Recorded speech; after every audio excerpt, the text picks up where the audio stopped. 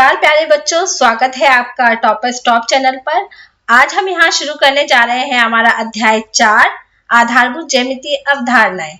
अध्याय 4 के अंतर्गत हम प्रश्नावली 4:1 यहाँ आज हम करेंगे। तो उसका पहला प्रश्न आपके सामने यहाँ पर आ रहा है। देखिए, संलग्न आकृति का प्रयोग करके निम्न के नाम लिखिए। नाम 5 बिंदु, रेखा, किरण और रेखाखंड, इन सब की परिभाषा हम पिछले जो हमारी वीडियो है उसमें मैंने आपको बताया था। आप समझ चुके होंगे अगर आपने मेरा वीडियो देखा है तो। अब यहाँ पर हम सिर्फ केवल ये आकृति देखकर ही उनके नाम बताएंगे, ठीक है। 5 बिंदु हम यहाँ पर देखते हैं कि बिंदु D, E, O, B और C, ये आपको बिंदु दिखाई दे रहे हैं। तो यहाँ पर हम इसको कैसे लिख सकते हैं? हमारा बिंदु, ये देखिए, आप ध्यान से देखेंगे, D, E, O, B और C, ये सारे हमारे बिंदु हैं। तो हम यहाँ पर लिखते हैं बिंदु D, E, O, B और C, ये हमारे 5 बिंदु हैं जो ये आकृति में हमारे यहाँ पर दिए गए हैं। दूसरी आपका B है एक रेखाखंड।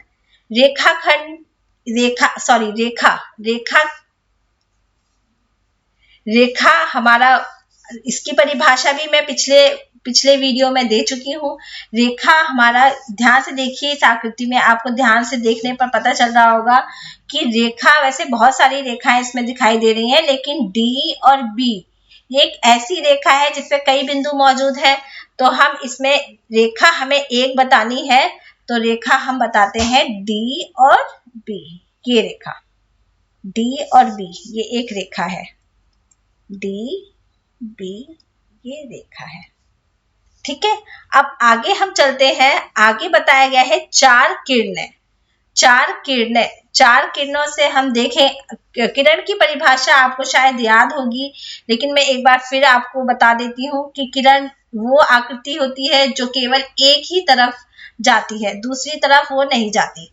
मतलब केवल आगे की तरफ, एक बिंदु से शुरू होकर केवल आगे की तरफ ही वो जा सकती है। तो आइए हम एक बार इस आकृति में देख लेते हैं कि 4 किरणें कौन कौन सी हैं। 4 किरणें ध्यान से देखें तो हम ये देख सकते हैं कि O से B की तरफ जो जा रही है वो भी एक किरण है। तो किरण यहाँ हम लिखते हैं किरण OB। किरण एक ये O से C की तरफ जो जा रही है वो भी हम देख सकते हैं, किरण OC। और हमारी जो आगे की तरफ एक ये हमारी O से E की तरफ, O से E की तरफ जो आ रही है वो भी एक किरण है, OE। और O से D की तरफ OD। ये हमारी 4 किरणें हैं जो इस आकृति में हमें दिखाई दे रही हैं। आगे हम देखते हैं हमारे 5 रेखाखंड। 5 रेखाखंड की बात की जाए तो इस आकृति में ध्यान से देखने पर हमें कई रेखाखंड दिखाई दे रहे हैं। जैसे हमारा रेखाखंड की आप परिभाषा मेरी पीछे जो पिछली वीडियो है उसमें आप देख सकते हैं। अब आगे यहाँ पर हम देखते हैं कि रेखाखंड क्या है। तो रेखाखंड यहाँ पर कितने हैं? तो O से E की तरफ, ये जो हमारा एक बिंदु से दूसरे बिंदु तक जो एक बिंदु से शुरू होकर जो आखिरी बिंदु तक खत्म हो रहा है वो हमारा रेखाखंड है। तो यहाँ पर हम D पार्ट में हम क्या कह सकते हैं कि OE हमारा एक रेखाखंड है, ठीक है। ED देखें तो ED भी एक रेखाखंड है। तो ED, यहां से हम आगे की तरफ अगर देखें तो OB भी हमारा एक रेखाखंड है। और OC भी हमारा एक रेखाखंड है। इसके अलावा आपको यहाँ पर एक और रेखाखंड देखने, O और D। OD हम यहाँ पर नहीं लिया है हमने, तो OD भी हमारा एक रेखाखंड है, ठीक है। ये हमारी चारों चीजें जो हमारी इस आकृति में पूछी गई हैं वो हमने बता दी हैं। अब आगे चलिए आइए एक बार करते हैं प्रश्न संख्या 2।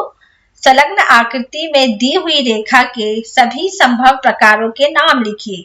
आप इन 4 बिंदुओं में से किसी भी बिंदु का प्रयोग कर सकते हैं। आइए देखते हैं, हम इसके साथ में एक आकृति हमें दी गई है जिसमें हमें 4 ये जो बिंदु दिए गए हैं A, B, C और D, इन चारों बिंदुओं को लेकर हमें सभी रेखाओं के प्रकार यानी सभी रेखाओं के नाम हमें बताने हैं। यानी कोई भी हमारा किसी भी बिंदु को लेकर हम रेखा बना सकते हैं, सबका अलग अलग नाम होना चाहिए। तो आइए हम एक बार देख लेते हैं यहाँ पर कि हम क्या क्या कौन कौन सी रेखाएं इसमें से बना सकते हैं, उनका क्या क्या नाम दे सकते हैं।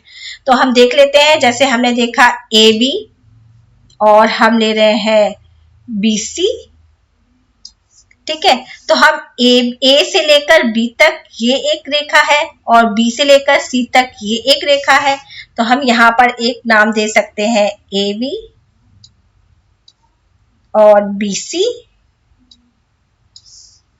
उसके बाद हम इसे उल्टा नाम भी दे सकते हैं, C से लेकर B तक और B से A, यानी हम पहले AB लिया था, अब BA भी ले सकते हैं, BC लिया था तो CB भी ले सकते हैं। तो हम इसे कह सकते हैं कि जैसे BA और CB।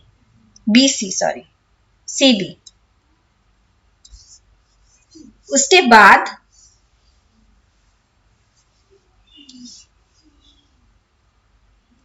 ये हम यहाँ पर रेखा का साइन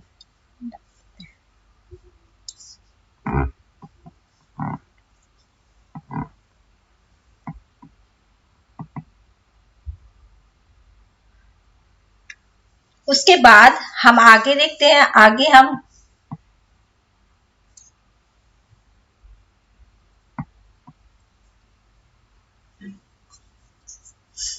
हम अगर और नाम देना चाहें तो हम देखते हैं कि यहाँ से हम लेते हैं A, पहले हमने AB लिया था, BC लिया था, फिर उल्टा CB और BA लिया था। अब हम यहाँ से AC ले सकते हैं, AC ले लेंगे और BD ले लेंगे, ठीक है। यानी A से लेकर C तक ये है एक रेखा और B से लेकर D तक ये है एक रेखा। तो लेते हैं हम यहाँ पे AC और BD। अब हमें इसका उल्टा भी ले सकते हैं, यानी DB और CA।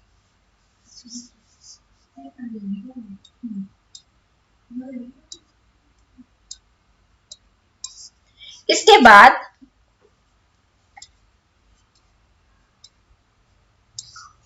बाद हम देखते हैं कि यहाँ पे हम AC और BD हमने ली थी।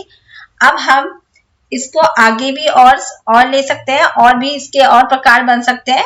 जैसे देखिए A से लेकर D तक हमारा एक रेखा है, ये भी एक रेखा है, यानी हम इसे A से लेकर D तक ये नाम भी दे सकते हैं, ये भी एक रेखा है हमारी, ठीक है। और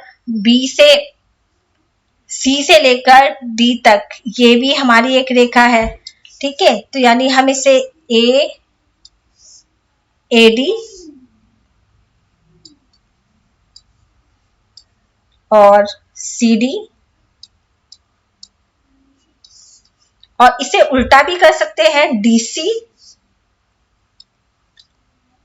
और DA।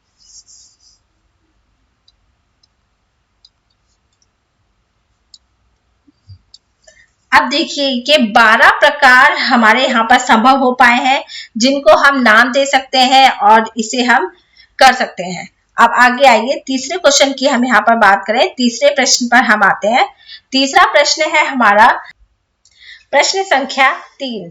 संलग्न आकृति को देखकर नाम लिखिए। ये संलग्न आकृति हमारी ये आकृति दी गई है। बच्चों ध्यान से इस आकृति को देखिए। इसका पहला प्रश्न आपसे पूछा गया है,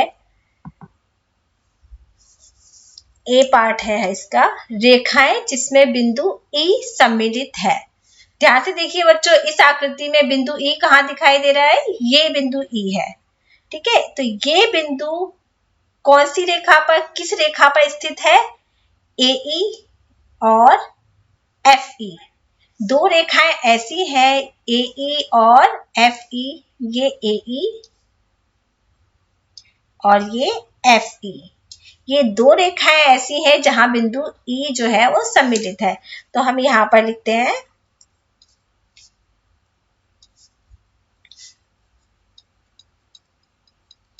AE और FE। ये ऐसी दो रेखाएं हैं जहां हमारा बिंदु E सम्मिलित है। अब आइए दूसरे क्वेश्चन पे चलते हैं। क्वेश्चन नंबर बी, प्रश्न संख्या बी में हमारा ए से होकर जाने वाली रेखा, हमें क्या बताना है? ए से होकर जाने वाली रेखा। ये हमारा बिंदु ए है। ध्यान से आकृति को देखिए बच्चों, ए से होकर केवल एक ही रेखा गुजरती है, वो है हमारी AE। तो AE रेखा ऐसी रेखा है जो बिंदु ए से होकर गुजरती है। तो बी हमारा हो गया ए। AE हमारी ऐसी रेखा है जो जिसमें बिंदु ए स्थित है। आगे चलते हैं। सी हमारा सी में वह रेखा जिस पर O स्थित है। ध्यान से बच्चों इस आकृति को देखिए, बिंदु O कहाँ दिखाई दे रहा है? बिंदु O जो हमारा है वो है ये हमारा बिंदु O है। तो बिंदु O किस रेखा पर स्थित है? बिंदु O CO, यानी CO रेखा पर हमारा बिंदु O स्थित है। तो हम यहाँ पर C पार्ट में, यानी C हमारा, इसमें हम लिख सकते हैं कि CO हमारी ऐसी रेखा है जहां पर हमारा बिंदु O जो है वो स्थित है। डी पार्ट, हमारा डी पार्ट है प्रतिच्छेदित रेखाओं के दो युग्म। अब ध्यान से बच्चों ये आकृति को देखिए, हमारे यहाँ पर दो प्रतिच्छेदित रेखाएं इस आकृति में दिखाई दे रही हैं। एक है हमारी AE और CO, ठीक है। ये हमारी बिंदु B पर प्रतिच्छेदित हो रही हैं। तो हम एक युग्म हम इसे AE और CO लिख सकते हैं। तो हमारा AE और CO ये एक ऐसा युग्म है जो बिंदु B पर प्रतिच्छेदित हो रहा है। दूसरा युग्म देखिए हम AE और FE, एक ये युग्म है जो बिंदु E पर आकर प्रतिच्छेदित हो रहा है। तो दूसरी हमारा युग्म अगर हम लिखना चाहें तो AE और FE ऐसा युग्म है जो आपका बिंदु E पर प्रतिच्छेदित हो रहा है। बच्चों मुझे लगता है आपको ये चारों पॉइंट्स क्लियर हो गए होंगे। अगर नहीं होते तो आप हमारे कमेंट बॉक्स पर जाकर अपनी कोई भी प्रश्न वहां पर डाल सकते हैं। आगे चलते हैं। प्रश्न संख्या 4, निम्नलिखित में से होकर कितनी रेखाएं खींची जा सकती हैं? इस प्रश्न के बारे में बच्चों मैं एक चीज बता दूं आपको, ये प्रश्न कई बार पेपर में पूछा जाता है, कई तरह से पूछा जाता है। तो आप ध्यान से इस प्रश्न को देखिए कि निम्नलिखित में से होकर कितनी रेखाएं खींची जा सकती हैं। आप ध्यान से देखिए, इसमें एक दे रखा है आपका एक बिंदु। क्या दिया है? एक बिंदु। हम आगे चलते हैं, इसे एक बार चेक कर लेते हैं।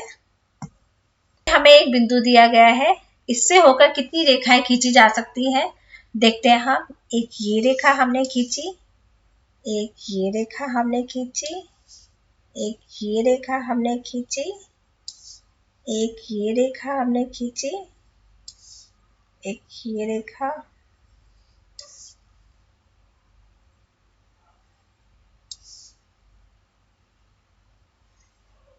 ये हमारा एक बिंदु है। कहने का तात्पर्य ये है कि हमारा एक बिंदु से हम जितनी चाहे रेखाएं खींच सकते हैं, यानी एक बिंदु से होकर गुजरती हुई अनंत रेखाएं खींची जा सकती हैं।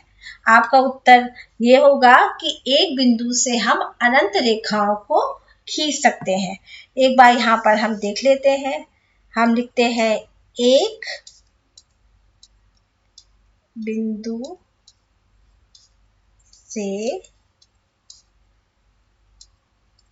अनंत रेखाएं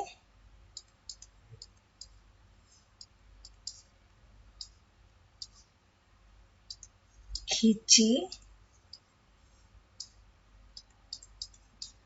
जा सकती है।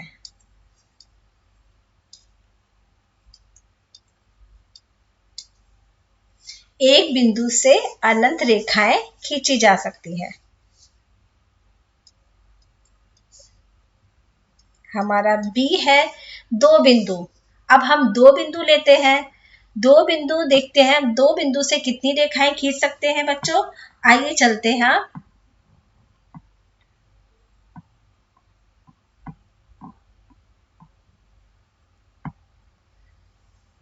हम 2 बिंदु लेते हैं। 2 बिंदु लेने के लिए पहले हमने ये बिंदु लिया, एक ए बिंदु ले लिया, एक हमने ये बी बिंदु ले लिया। ये है हमारा ए बिंदु, ये है हमारा बी बिंदु। अब इन दोनों बिंदुओं से होकर कितनी रेखाएं खींची जा सकती हैं? एक बार हम चेक करते हैं। एक ये जा रही है, एक ये जा रही है। तो यानी हम देखते हैं कि इन दोनों बिंदुओं से होकर केवल एक ही रेखा खींची जा सकती है।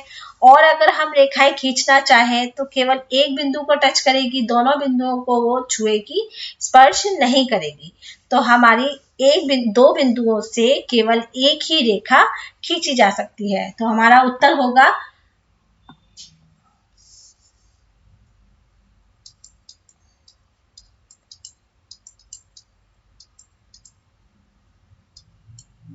बिंदुओं से केवल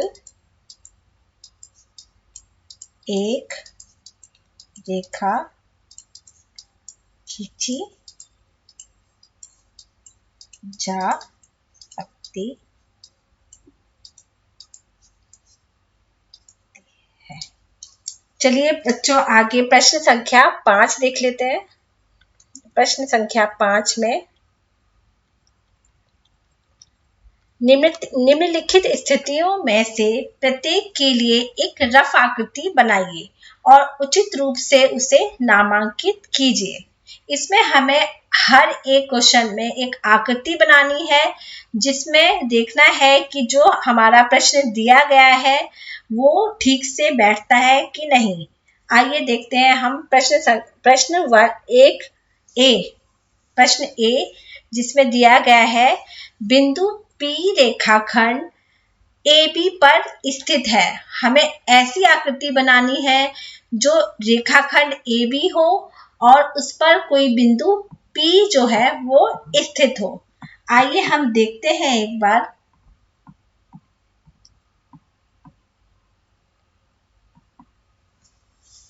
हम एक रेखाखंड बनाते हैं AB, A और B। ये हमारा रेखाखंड AB है, जिस पर कोई बिंदु हमें P स्थित करना है। यानी हमारा प्रश्न क्या कहता है कि बिंदु P जो है वो हमारी रेखा AB पर स्थित है। चलिए आगे दूसरे प्रश्न पे चलते हैं। दूसरा प्रश्न B जो है वो क्या कहता है? रेखाएं XY और PQ बिंदु M पर प्रतिच्छेदित करती हैं। यानी बिंदु रेखाएं XY और PQ बिंदु M पर प्रतिच्छेदित करती है। दो रेखाएं हम यहाँ पर लेते हैं। एक लेते हैं X और Y और दूसरी लेते हैं हम P और Q। ये दोनों रेखाएं हमारी बिंदु M पर प्रतिच्छेदित करती हैं। यानी कहा गया है कि एक रेखा जो हमारी XY है, ये X और ये Y बिंदु, ये एक XY रेखा है और एक बिंदु P और Q को लेकर बनाई गई रेखा है PQ। यानी XY और PQ हमारी बिंदु M पर प्रतिच्छेदित करती है। प्रश्न हमारा यही कहता है। आगे हम तीसरे प्रश्न पर चलते हैं। तीसरा प्रश्न है रेखा L पर E और F स्थित है परंतु D स्थित नहीं है। ध्यान से देखिए बच्चों, क्या कहते हैं कि बिंदु D जो है वो स्थित नहीं है रेखा L पर E और F ही केवल स्थित है। आइए देखते हैं। हम एक रेखा ले लेते हैं। ये हमारी रेखा है, इस पर एक बिंदु E है और एक बिंदु F है।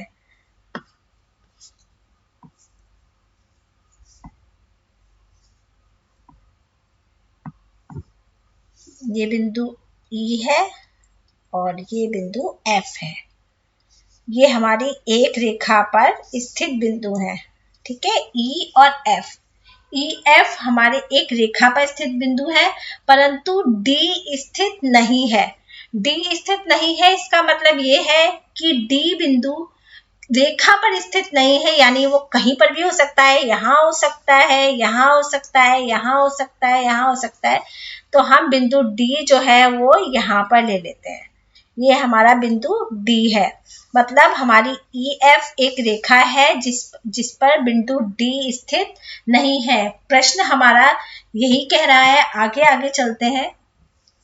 आगे हमारा डी देखते हैं। डी पर ओपी रेखाखंड और ओक्यू रेखाखंड बिंदु ओ पर मिलते हैं। चलिए, हमारे दो रेखाखंड इसमें दिए गए हैं, ओपी और ओक्यू, जो बिंदु ओ पर मिलते हैं। आइए एक बार इसको बनाकर देख लेते हैं। बनाते समय ओपी और ओक्यू, ये हमारा ओपी एक रेखाखंड हो गया, ओपी, और एक रेखाखंड हो गया हमारा ओक्यू। ये हमारा ओपी हो गया,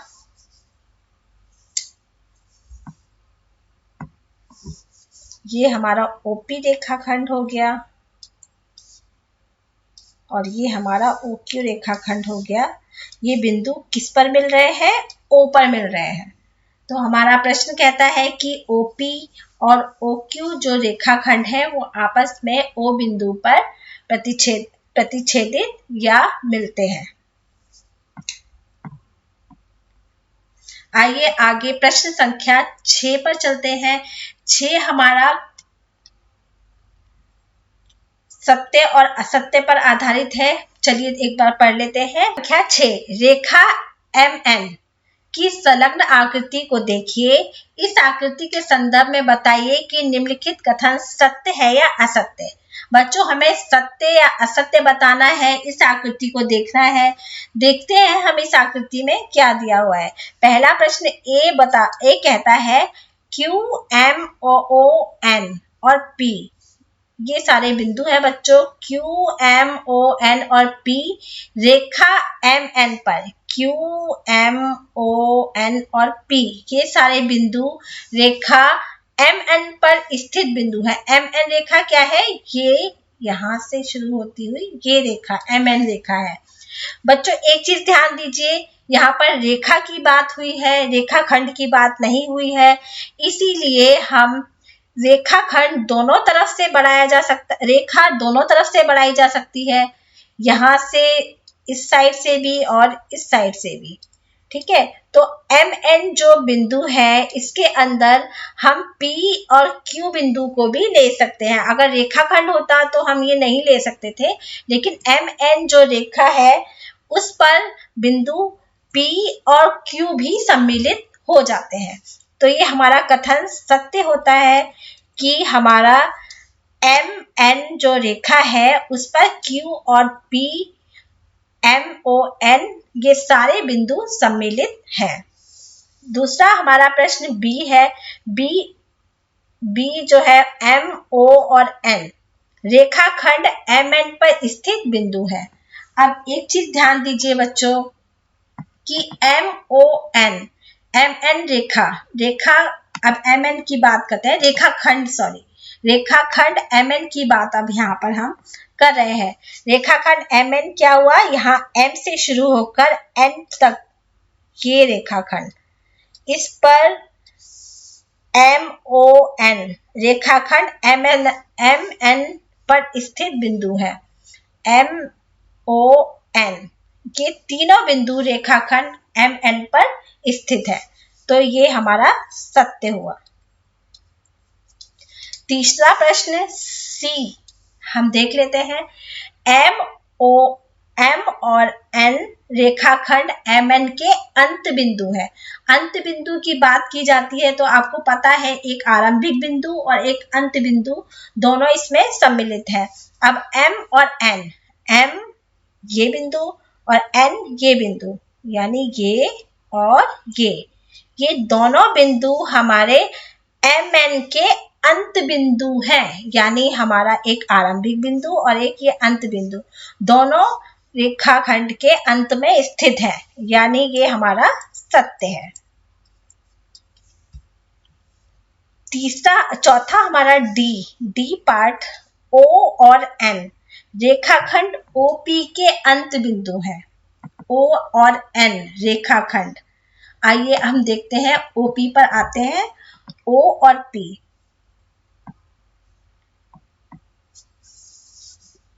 O और P ये रेखाखंड OP के अंत बिंदु O और N है कहा गया है। O और N नहीं बच्चों, P भी है, यानी हम O से लेकर ये रेखाखंड P तक है, यानी हमारा O और P जो है इसके अंत बिंदु है, ना कि N। ये गलत हुआ, यानी कि असत्य है। प्रश्न E को हम देख लेते हैं एक बार। M रेखाखंड QO, रेखाखंड QO देखते हैं हम, QO ये रेखाखंड के दोनों अंत बिंदुओं में से एक है। क्या M बिंदु रेखाखंड QO के दोनों अंत बिंदुओं में से एक है। M जो है ये मध्य बिंदु है, ना कि अंत बिंदु। Q से शुरू होकर ये रेखाखंड O तक जा रहा है, यानी इसका अंत बिंदु Q और O है, ना कि M केवल इसका मध्य बिंदु है। तो ये है हमारा असत्य।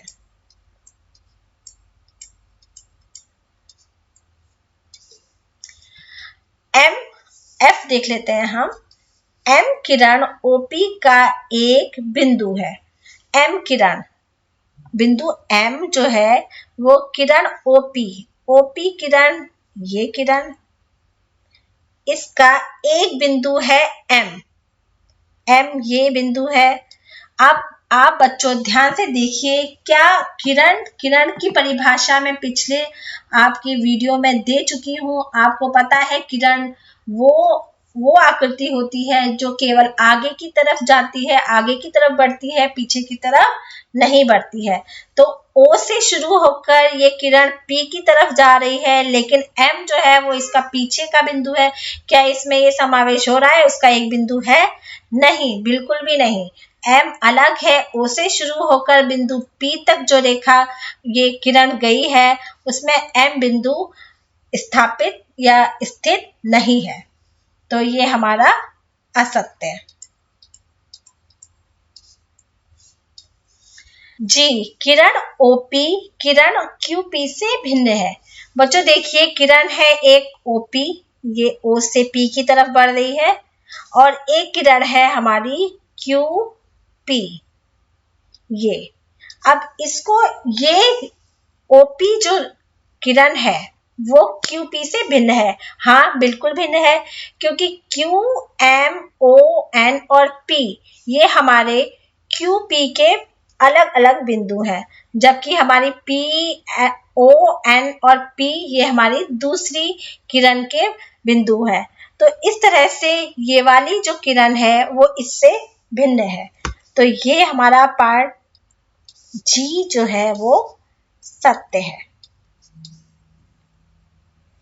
आते हैं अब अगला हमारा H देखते हैं। H में क्या कहा गया है कि किरण OP वही है जो किरण OM है।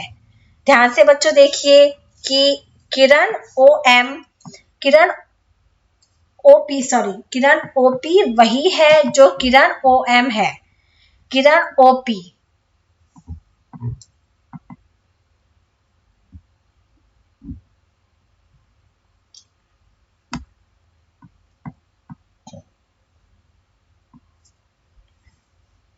बच्चों H किरण OP वही है जो किरण OM है।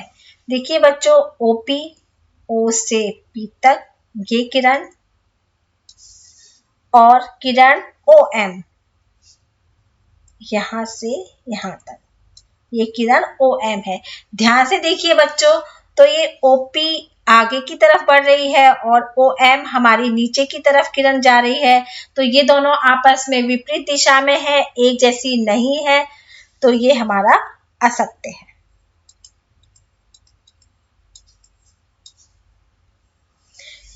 I, Kiran OM Kiran OP के विपरीत नहीं है। अभी अभी बच्चों मैंने आपको ये बताया कि किरण OP आगे की तरफ जा रही है और किरण OM ये पीछे की तरफ जा रही है, दोनों विपरीत दिशा में है, जबकि यहाँ कहा गया है कि ये विपरीत नहीं है, नहीं ये विपरीत है, तो ये हमारा असत्य है।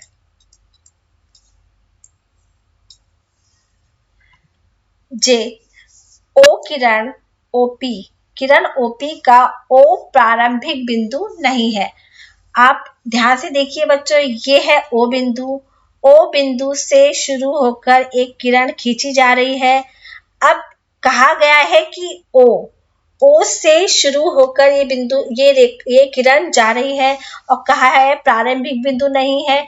ये बिल्कुल असत्य है, क्योंकि जो किरण है वो O बिंदु से शुरू हो रही है, तो इसको हम लिख सकते हैं असत्य। इसे असत्य है ये। अगला हमारा जो क्वेश्चन है वो है के N किरण NP और NM का प्रारंभिक बिंदु है। आइए N किरण NP देख लेते हैं। किरण NP ये हमारी किरण NP है, N से शुरू होकर P की तरफ ये NP है, और NM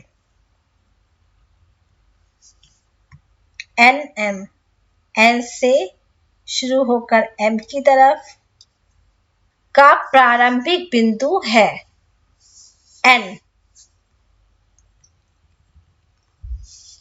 ये सत्य है बच्चों, क्योंकि N जो है किरण NP का भी प्रारंभिक बिंदु है और NM का भी प्रारंभिक बिंदु है, तो प्रारंभिक बिंदु N है, ये सत्य है, तो ये हमारा सत्य है। बच्चों 4.1 में हमारे ये 6 क्वेश्चन थे जो मैंने आपको यहाँ पर कराए हैं। ध्यान से इनको देखिए और समझिए। अगर आपको कुछ समझ नहीं आता है तो आप हमारे कमेंट बॉक्स पर जाकर अपने जो भी प्रश्न होंगे वो आप रख सकते हैं, हम उसका आपको उत्तर देंगे।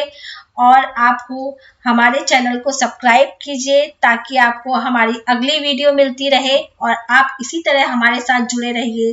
धन्यवाद।